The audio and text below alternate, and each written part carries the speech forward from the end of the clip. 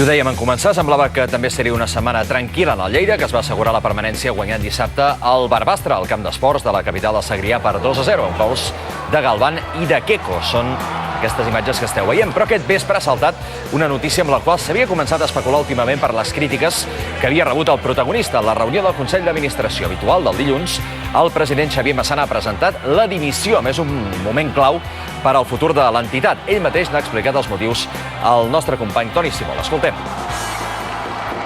El proper dia 30 de juny de l'any en curs deixaré de ser president de la Unió Esportiva de Lleida. Principalment doncs, el cansament i poca il·lusió per continuar tirant endavant aquest projecte. Estic absolutament total i absolutament satisfet de la tasca que hem realitzat aquest Consell d'Administració durant aquest any, i aquesta mancança d'il·lusió que tinc em fa pensar en un exercici més de responsabilitat i de compromís amb l'entitat, de que deixar pas a persones que sí que tinguin aquesta il·lusió doncs és la decisió més acertada.